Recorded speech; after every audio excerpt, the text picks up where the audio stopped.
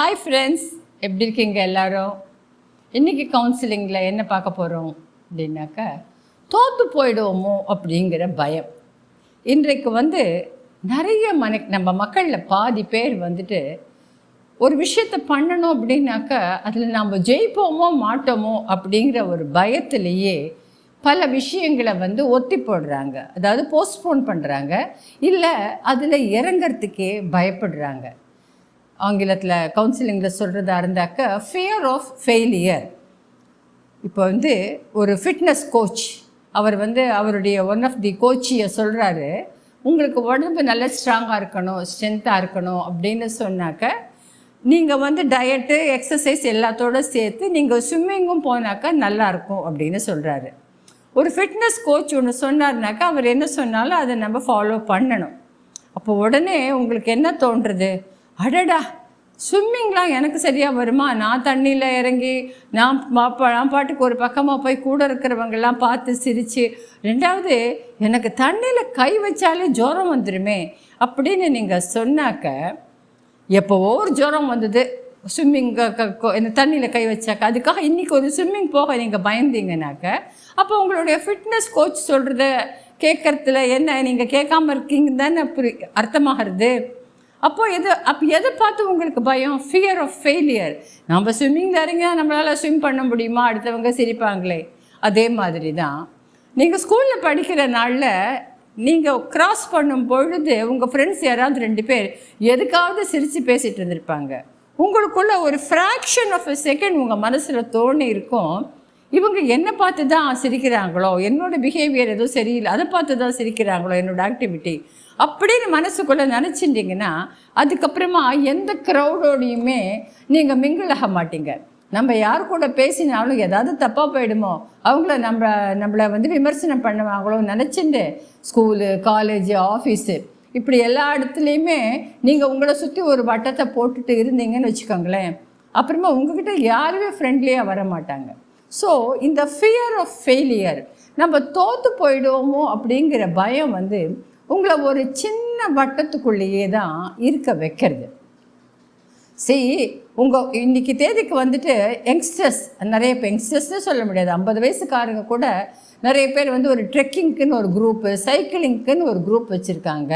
மலையேற குரூப்பில் இருக்கிறவங்க நாங்கள் ட்ரெக்கிங் போகிறோம் ஹாலிடேஸில் வரீங்களா அப்படின்னு கேட்டாங்க, ஐயோ எனக்கு நடந்தாலே மூச்சுவாங்க. அதாவது எல்லாத்துக்கும் நாம் ஒரு எக்ஸ்கியூஸை ரெடியாக வச்சுருக்கோம். நம்ம எனக்கு நடந்தாலே மூச்சு வாங்குவோம், நான் எங்கேருந்து மலை ஏறுறது, மராத்தான் ஓடுறீங்களா, ஐயோ எங்கேயாவது பாதி ஓடும்போது நான் கீழே விழுந்துட்டேன்னு சொன்னாங்க, 4 பேர் பார்த்து சிரிப்பாங்களே.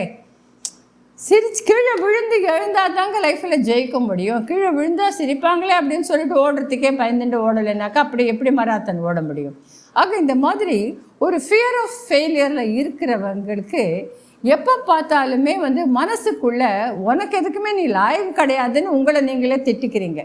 அந்த மாதிரியான ஒரு மைண்ட் செட். ரெண்டாவது அதுக்கு அடுத்தது எப்படின்னாக்க, ஜெயிச்சிடுறாங்க பார்த்தீங்களா, தைரியமாக ஒரு ரிஸ்க் எடுக்கிறது ரஸ்க் சாப்பிட்ற மாதிரின்னு வடிவேலு டைலாக மாத்திரம் நம்ம ஆதித்யா சேனலில் பார்க்குறோம். ஆனால் நமக்கு ரிஸ்க் எடுக்கிறதுக்கு நம்ம யோசிக்கிறோம். அப்படி ரிஸ்க் எடுத்து ஜெயிச்சிடுறாங்க சில பேர் அப்படின்னு வச்சுக்கோங்களேன். அவங்கள பார்த்தா நமக்குள்ளே ஒரு கோபம், பொறாமை, வெறுப்பு எல்லாமே வருது. அவசியமே இல்லை, அவங்கள பார்த்து நாம் ஏன் கோபப்படணும்? அவங்க தைரியமாக ஒரு ரிஸ்க் எடுத்தாங்க, அவங்க ஜெயிச்சிருக்காங்க. அதே மாதிரி இந்த மாதிரி ஒரு ஃபியர் ஆஃப் ஃபெயிலியர், எதுலேயுமே என்னால் ஜெயிக்க முடியாதா அப்படிங்கிற ஒரு மைண்ட் செட்டில் இருக்கிறவங்களுக்கு எப்போவுமே ஒரு குழப்பத்திலேயே தான் இருப்பாங்க. எந்த விஷயத்துலேயுமே உங்களை உங்கள் மனசு ஒரு தெளிவான ஒரு தீர்மானமான முடிவு எடுக்கவே விடாது. ஒரு காலை நீங்கள் முன்னாடி வைப்பீங்க, அடுத்த ஸ்டெப் ஒரு காலை பின்னாடி வைப்பீங்க. அப்படி இருந்தாக்க எப்படி லைஃப்பில் எதில் தான் போக முடியும்? எந்த முடிவாக இருந்தாலும் மதில் சுவர் மேலே நின்று இப்படி குதிக்கலாமா, அப்படி குதிக்கலாமா, அப்படி குதிச்சா அடிப்படுமோ, இப்படி குதிச்சா என்ன ஆகுமோன்ற மாதிரி ஒரு மைண்ட் செட்டில் இருந்தீங்கன்னாக்க லைஃப்பில் அடுத்த கட்டத்துக்கு எப்படி போக முடியும்? இப்போது நான் ஒரு சில ஸ்டேட்மெண்ட்ஸ் சொல்ல போகிறேன். ஒரு 5 ஸ்டேட்மெண்ட் நான் இப்போ சொல்ல போகிறேன். அதுக்கு நீங்கள் எஸ் ஆர் நோ அப்படின்ற உங்களுடைய ஆன்சரை, ஆமாம் இல்லை அப்படின்ற உங்களுடைய ஆன்சரை நீங்கள் எழுதிட்டே வாங்க. ஓகேயா? முதல் ஸ்டேட்மெண்ட்டு, ஜெயிக்கணும் அப்படிங்கிறதெல்லாம் சில பேருக்கு தான் வரும். எனக்கு அந்த அளவுக்கு சாமர்த்தியம் பத்தாது. எந்த விஷயத்தை எடுத்தாலும் ஜெயிக்கணும் அப்படின்னா அதுக்கான சாமர்த்தியம் வேணும். அந்த சாமர்த்தியம் என்கிட்ட கிடையாது. எஸ் ஆர் நோ, இதுக்கு உங்களுடைய பதில் ஆமாமா அல்லது இல்லையா. ரெண்டாவது, ஒரு விஷயத்தில் நான் தோற்று போயிட்டேன் அப்படின்னு சொன்னாக்க என்னை சுற்றி இருக்கிறவங்களெல்லாம் ரொம்ப வருத்தப்படுவாங்க. இதுதாங்க ரொம்ப ரொம்ப மோசமான ஒரு மைண்ட் செட்டு. இந்த மாதிரி மைண்ட் செட் இன்றைக்கி பல டீனேஜ் பசங்கக்கிட்ட இருக்கிறதுனால தான் அவங்களுடைய படிப்பில் அவங்களால ஜெயிக்க முடியாதுங்கிற இதில் முன்கூட்டியே ஒரு தற்கொலைக்கு முயற்சி பண்ணுற அளவுக்கு போயிடுறாங்க. என்னை சுற்றி, அதாவது அப்போ அந்த அளவுக்கு தான் உங்களை சுற்றி இருக்கிறவங்க உங்கள் மேலே ஒரு நம்பிக்கை வச்சுருக்காங்களா? அதாவது நான் தோற்று போயிட்டேன்னா எனக்கு நெருக்கமானவங்க ரொம்ப வருத்தப்பட்டுருவாங்க. இதுக்கு ஆமாம் அல்லது இல்லை எந்த பதிலை நீங்கள் போட போகிறீங்க? மூணாவது, நான் ஒரு விஷயத்தை எடுத்துட்டு அதில் ஜெயிக்காமல் தோற்று போயிட்டா என் ஃப்ரெண்ட்ஸ், என் ரிலேட்டிவ்ஸ் எல்லோரும் என்னை பார்த்து கேலி பண்ணுவாங்க. அப்படிப்பட்ட ஃப்ரெண்ட்ஸையும் ரிலேட்டிவ்ஸையும் ஏன் வச்சுக்கிறீங்க நீங்கள்? ஆமாம்மா அப்படி இல்லையா? ஓகே. அடுத்தது, நான் மற்ற ஒரு விஷயத்தை எடுத்துட்டு அதை ஜெயிக்காமல் நான் தோற்று போயிட்டேன்னு சொன்னாக்க நான் அப்படியே எல்லாரும் என்னை விட்டு ஒதுங்கி போயிடுவாங்க. என்னால் வாழ்க்கையில் அதுக்கப்புறமா நான் ரொம்ப தனிமைப்படுத்தப்பட்டு விடுவேன். இந்த ஃபீனிக்ஸ் பேர்டுன்னு கேள்விப்பட்டிருப்பீங்க. அது சாம்பல், ஆனால் அதோட சாம்பல்லேருந்தே எழுந்து வரும்னு சொல்லுவாங்க. அப்படி இருக்கும் பொழுது உங்களை யாரும் தனிமைப்படுத்திட்டாங்கன்னா உங்களால் ஜெயிச்சு வர முடியாதா? ஆக நான் தோற்று போயிட்டேன்னு சொன்னாக்க என்னுடைய நண்பர்கள், என் உறவினர்களெல்லாம் என்னை விட்டு விலகி போயிடுவாங்க. நான் ரொம்ப தனிமைப்படுத்தப்பட்டு, அதனால் நான் இந்த மாதிரியான விஷயங்களை ரிஸ்கெல்லாம் நான் எடுக்கவே மாட்டேன் அப்படின்னு எஸ்ஸா நோவா போடுங்க. அதுக்கு அடுத்தது கடைசி ஒன்று, நான் மாத்திரம் ஒன்றத்தை எடுத்துட்டு அதில் ஜெயிக்காமல் போயிட்டேன் அப்படின்னு சொன்னால் முதல்லையே தெரியும் உனக்கு இதெல்லாம் சரியாக வராதுன்னு, இதெல்லாம் போய் நீ ட்ரை பண்ணுவியா அப்படின்னு எனக்கு ரொம்ப நெருக்கமானவங்களே என் மனசை காயப்படுத்துவாங்க. எஸ் ஆர் நோ, உனக்கு இதெல்லாம் வரவே வராதே, இதெல்லாம் போய் நீ ட்ரை பண்ண அப்படின்னு சொல்லி என்னை மனசை காயப்படுத்துவாங்க. அந்த காயத்தை தாங்கிக்கிறதுக்கு எனக்கு சக்தி இல்லை, அதனால நான் முயற்சி பண்ண மாட்டேன் அப்படின்னு சொல்கிறவங்க இருக்காங்க. இதுக்கு எஸ்ஸா நோவா? ஆக 5 ஸ்டேட்மெண்ட் நான் கொடுத்தேன். இதில் நீங்கள் 3 எஸ் எல்லாத்துக்கும் ஆமாம் போட்டிருந்தீங்கன்னாக்கா உங்களுக்கு தன்னம்பிக்கை ரொம்ப குறைச்சலாக இருக்குது. நீங்கள் உங்கள் தன்னம்பிக்கையை வளர்த்துட்டு தான் ஆகணும். நீங்கள் வாழ்க்கையில் அடுத்த கட்டத்துக்கு போகணும்னா உங்களை சுற்றி இருக்கிறவங்க வருத்தப்படுவாங்க, உங்களை சுற்றி இருக்கிறவங்க உங்களை கேலி பண்ணுவாங்க, உங்களை சுற்றி இருக்கிறவங்க என்னை விட்டு விலகி போயிடுவாங்க. இப்படின்னு சுற்றி இருக்கிறவங்களுக்காகவே நீங்கள் வாழணும் அப்படின்னாக்க நிச்சயமாக உங்களால் உங்களுக்கான வாழ்க்கையை வாழ முடியாது, உங்களுக்கான மனசு நிம்மதியை உங்களால் எடுத்துக்க முடியாது. ஆனால் நீங்கள் 3 நோ போட்டு 2 தான் போட்டிருந்தீங்கன்னா ஓகே, ஓரளவுக்கு உங்களுக்கு தன்னம்பிக்கை இருக்குது, உங்களால் அடுத்த கட்டத்துக்கு போயிட முடியும். எப்போவுமே ஒரு தோற்று போயிட்டோன்னா அதுலேருந்து நம்ம என்ன பாடம் கற்றுக்குறோம் அப்படின்னு தான் பார்க்கணும்.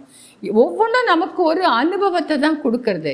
எவ்வளவு வருஷங்கள் ஆனாலும் தோற்று போனால் அதுலேருந்து பாடம் கற்றுக்கிறதுக்கு நம்ம இன்னமும் தாமஸ் ஆல்வா எடிசனை தான் உதாரணமாக நம்ம காட்டிகிட்டு இருக்கோம். வாஸ்தவம், எத்தனையோ தடவை பல்பு கண்டுபிடிச்சி தோற்று போய் கடைசியில் பல்பு கண்டுபிடிச்சாருன்னு நாம் ஆதி நாளில் நான் ஸ்கூலில் படித்த காலத்துலேருந்து இன்றைக்கி வரைக்கும் மோர் தென் 50 years the same old example is being given.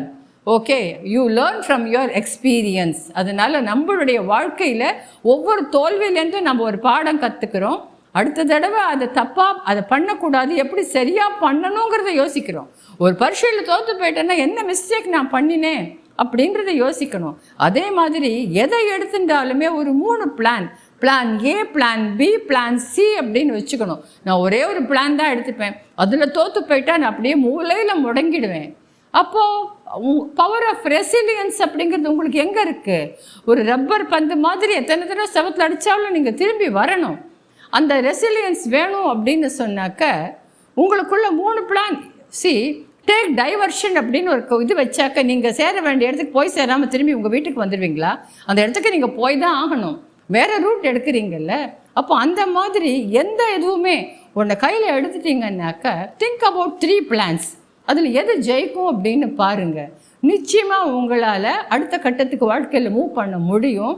இந்த ஃபெயிலியரை பார்த்து பயப்பட வேண்டிய அவசியமே கிடையாது.